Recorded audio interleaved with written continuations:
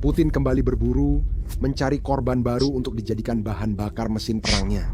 Pada 29 September, Vladimir Putin menandatangani dekret memanggil 134.000 warga Rusia mengikuti wajib militer.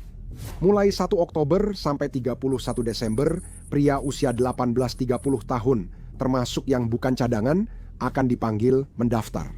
Tapi secara realistis, tidak ada yang akan sukarela. Kemungkinan besar, pihak berwenang Rusia akan menangkap pemuda di jalanan, blok apartemen, atau tempat kerja mereka. Pada dasarnya, menculik warga negara mereka sendiri hanya untuk memenuhi target perekrutan. Dan jika mereka berhasil, maka perekrutan tahun ini akan tercapai. Gelombang wajib militer paksa terbesar Rusia dalam hampir 1 dekade terakhir. Konstitusi Rusia menjamin wajib militer hanya bertugas 1 tahun dan hanya di dalam perbatasan negara, jauh dari zona pertempuran aktif. Namun jika sejarah terulang kembali, dan biasanya memang begitu, maka para pria ini mungkin akan segera mendapati diri mereka menghindari peluru di medan pertempuran yang brutal, seperti banyak rekrutan sebelum mereka. Video ini mengungkap bagaimana militer Rusia mencapai titik terendah.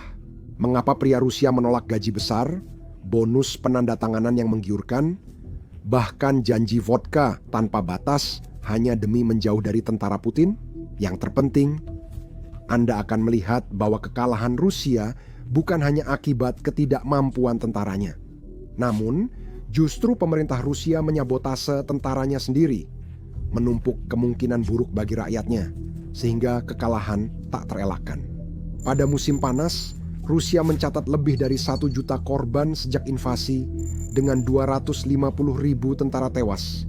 Namun, Putin masih berusaha memikat ratusan ribu pemuda Rusia meninggalkan segalanya dalam hidup mereka untuk pergi, bertempur, dan mati dalam perang yang tampaknya semakin mustahil dimenangkan setiap harinya.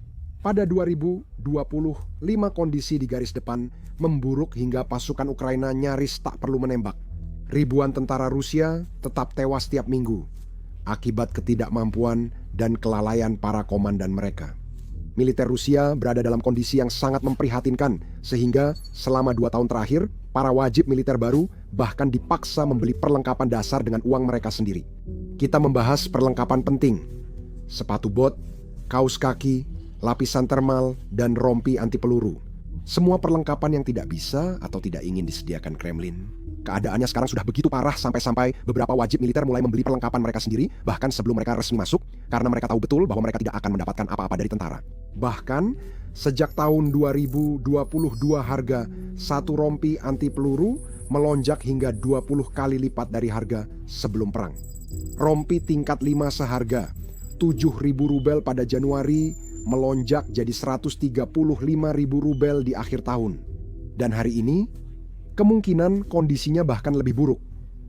Karena apa yang disebut rompi anti peluru yang dibagikan pemerintah Rusia seringkali ternyata hanyalah bantalan kardus murah yang dimasukkan ke dalam kain pelapis. Alih-alih Kevlar, para pemuda ini dipaksa menghabiskan banyak uang demi menghindari pembantaian. Namun tragisnya ini baru awal. Beberapa tahun terakhir, tentara Rusia mati kedinginan di parit karena perlengkapan musim dingin dari pemerintah kurang insulasi. Seringkali perlengkapan itu cepat rusak, membuat pasukan terpapar dingin, mematikan, dan radang dingin. Bayangkan menjadi seorang pria biasa, nyaris tanpa pelatihan, dikirim ke medan perang dengan perlengkapan yang begitu buruk, sehingga hipotermia dan radang dingin menjadi ancaman yang lebih besar daripada tembakan musuh. Jangan harap ada bantuan jika terluka. Kotak P3K yang diberikan tentara Rusia sudah kedaluarsa puluhan tahun, atau bahkan kosong. Lupakan torniket atau perban steril, kadang mereka hanya mendapat tampon. Ya, kamu tidak salah dengar. Tampon digunakan untuk menghentikan pendarahan luka tembak. Namun, situasinya bisa makin parah, apalagi soal makanan yang jadi mimpi buruk lain. Banyak laporan dan video dari garis depan telah mengungkap bagaimana tentara Rusia kelaparan di parit mereka sendiri. Konvoi pasokan secara rutin gagal mengirimkan jatah makanan, baik karena korupsi, di mana persediaan diselewengkan oleh perwira korup, atau karena kegagalan logistik sehingga tentara kelaparan selama berhari-hari. Bahkan saat makanan akhirnya datang, seringkali hanya berupa makanan kaleng kedaluarsa atau roti berjamur. Putus asa, tentara terpaksa mencari apa saja di desa atau rumah yang ditinggalkan. Beberapa bahkan memakan hewan liar seperti anjing, kucing, dan tikus demi menghindari kelaparan. Yang terburuk, intersepsi intelijen militer Ukraina mengungkap insiden mengerikan. Kekurangan makanan membuat tentara melakukan kanibalisme. Seorang tentara Rusia yang diidentifikasi dengan nama Sandy Berlok dilaporkan membunuh dan memakan rekan sesama tentaranya yang dikenal sebagai Foma selama 2 minggu yang mengerikan. Kami belum bisa memastikan keaslian rekaman audio ini. Demi kemanusiaan, semoga saja ini palsu. Namun, Berlok bukan satu-satunya kanibal di garis depan Rusia. Selain pembunuhan dan kekerasan, Rusia juga sengaja mengirim terpidana kanibal untuk berperang. Ambil contoh Dmitry Milishev, seorang kanibal terpidana yang dijatuhi hukuman 25 tahun penjara karena pembunuhan dan kejahatan mengerikan lainnya. Dia direkrut ke batalion hukuman Storm 5 yang terkenal kejam di Rusia bersama Alexander Maslinikov, pembunuh berantai terkenal karena pembunuhan ganda dan mutilasi 2 wanita. Sekitar 80 tentara Rusia yang dipimpin perwira pasukan khusus intelijen militer akhirnya terjebak tanpa persediaan. Kelaparan di fasilitas itu sangat parah hingga tentara berburu dan memakan anjing liar. Setelah pengepungan, pasukan Ukraina menemukan jenazah tentara Rusia tanpa beberapa daging dan organ. Di dalam kelompok yang sama yang terdiri dari 80 tentara itu, 2 orang dilaporkan dieksekusi oleh komandan mereka hanya karena minum air lebih banyak dari yang diizinkan dari botol yang dijatah. Kisah seperti ini awalnya muncul di Telegram, platform yang dipakai tentara Rusia dan Ukraina untuk berbagi pengalaman. Hampir setiap hari muncul cerita baru dari Rusia yang makin mengejutkan dan terasa tidak nyata.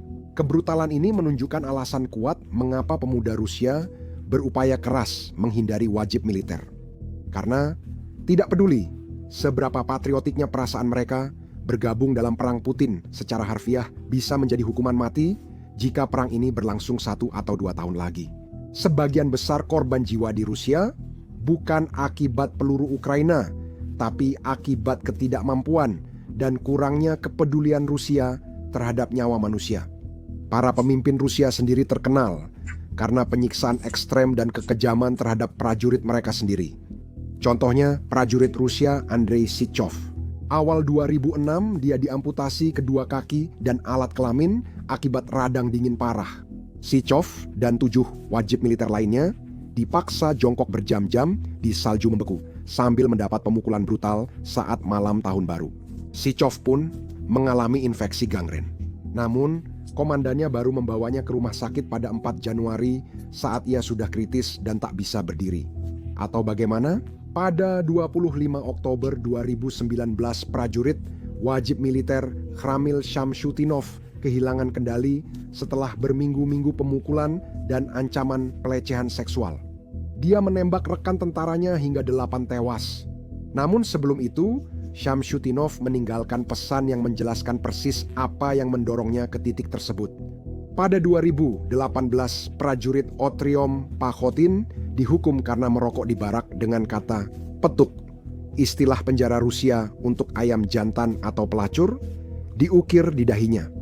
2 minggu kemudian, dia bunuh diri dengan avtomat Kalashnikova 74 miliknya saat latihan di wilayah Ural, Sverdlovsk. Pesan teks terakhirnya kepada ibunya masih sering muncul dan menjadi viral setiap tahun, menjadi pengingat yang menghantui betapa kejam dan brutalnya tentara Rusia sebenarnya. Tidak ada statistik resmi soal kasus perpeloncoan di tentara.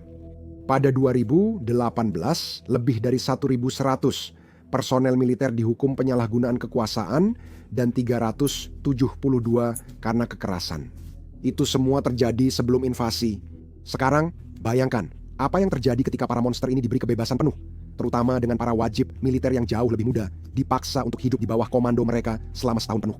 Di Rusia, sistem perpeloncoan brutal bernama Darovshina ini sudah ada sejak era Soviet dan masih bertahan. Di Barat, tentara berusaha menghapus perundungan, tapi di Rusia, hal itu sudah jadi bagian budaya dan dianggap ritual peralihan. Akibatnya, para tentara secara sistematis dihancurkan, mengalami trauma, dan diajarkan satu pelajaran di atas segalanya. Jika kamu ingin bertahan hidup, kamu harus menyakiti orang berikutnya dalam antrean. Melihat kengerian seperti ini, tidak heran jika pria Rusia akan melakukan apa saja untuk menghindari wajib militer. Pada 2020, Alexander Letinin, pengacara, mantan tentara, dan anggota Serikat Ibu Prajurit Rusia, menyatakan lembaga swadaya masyarakatnya menerima banyak panggilan putus asa meminta bantuan. Sekitar 300 panggilan telepon masuk setiap hari dan sekitar 10% diantaranya adalah laporan tentang perpeloncoan. Selain menerima sekitar 20 email harian, 1 atau 2 diantaranya berisi kisah kekerasan brutal. Ini hanya dari tentara yang berani bicara. Bayangkan ribuan orang lainnya yang tetap diam, menahan siksaan dan berdiam diri selama berbulan-bulan atau bahkan bertahun-tahun. Lembaga pengawas lainnya, Lembaga Swadaya Masyarakat Hak Ibu, memperkirakan bahwa hanya 4% kematian wajib militer terjadi dalam pertempuran sebenarnya, hampir setengahnya, yaitu 44% adalah kasus bunuh diri. Itu terjadi sebelum invasi.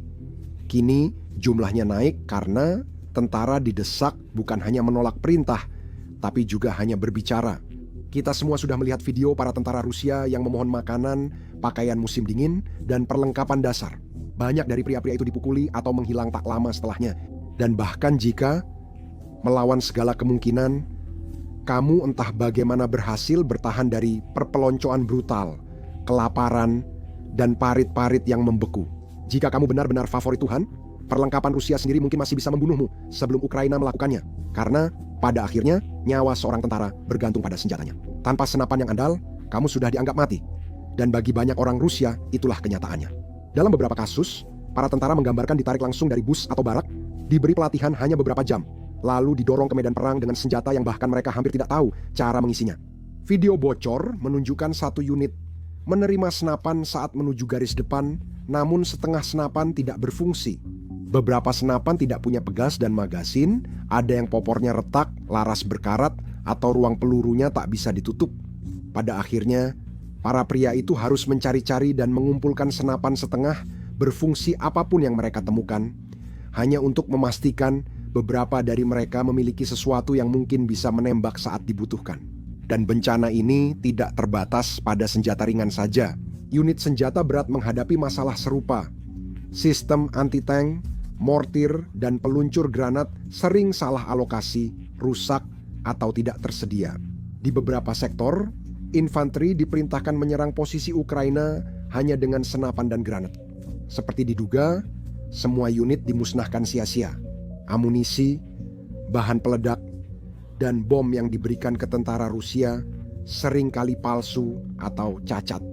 Dalam beberapa kasus, setelah memeriksa posisi artileri yang hancur, pasukan menemukan peluru yang hanya berisi serpihan kayu atau plester dicampur sedikit bahan kimia. Bahan-bahan yang dimaksudkan agar terlihat dan terasa seperti bahan peledak asli, namun sama sekali tidak mampu meledak. Meski saya tak dapat menyebut nama pabrik terverifikasi, beberapa akun di garis depan melaporkan temuan amunisi gagal, tembakan tak meledak, dan bahan peledak palsu. Prajurit mempertaruhkan nyawa dengan melempar granat yang bisa saja gagal meledak. Tragisnya, ini bukan rahasia lagi. Telegram telah memastikan setiap orang Rusia tahu persis apa yang terjadi di garis depan. Namun, meskipun semua ini terjadi, Kementerian Pertahanan Rusia tetap tidak melakukan apa-apa. Telegram telah menjadi penyelamat bagi tentara Ukraina dan Rusia dalam beberapa tahun terakhir. Telegram penuh video dan pesan mengerikan dari garis depan, ibu, ayah, istri, saudara laki-laki.